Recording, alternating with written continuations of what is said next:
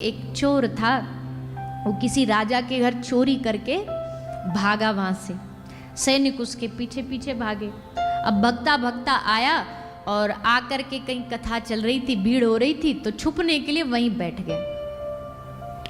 बैठ गया और उसको पता है कि अब यहां से निकला तो पक्की गारंटी है कि सैनिक पकड़ के मुझे राजा के पास लेकर के जाएंगे। तो अब बचूं कैसे, सोच रहा है।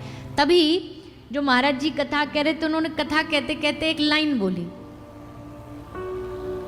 क्या बोले महाराज जी?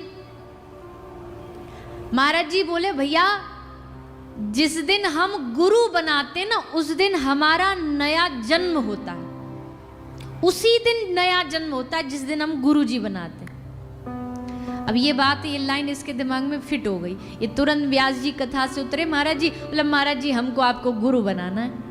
महाराज जी बोले, आ जाओ चेला जी। इसको बिठाया, कान में मंत्र दिया, दीक्षा हो गई। दीक्षा होके बड़ा खुश की चलो। गुरु जी ने कहा कि इसी के बाद नया जन्म होता है।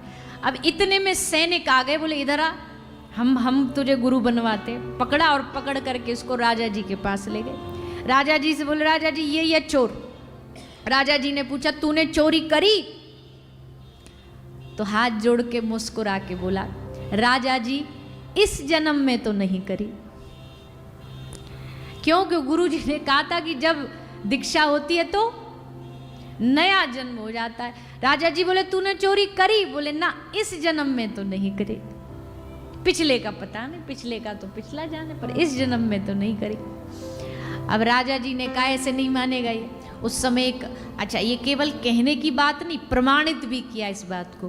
राजा ने उस जमाने में क्या करते थे, चोर झूठ ना बोल रहा उसको प्रमाणित करने के लिए एक दिया लेते, दिए पे उस चोर का हाथ धरवाते। अगर वो सच बोल रहा हो तो हाथ जलेगा नहीं, झूठ बोल रहा तो हाथ जल जाएगा। उसने कहा इसका हाथ रखवाओ।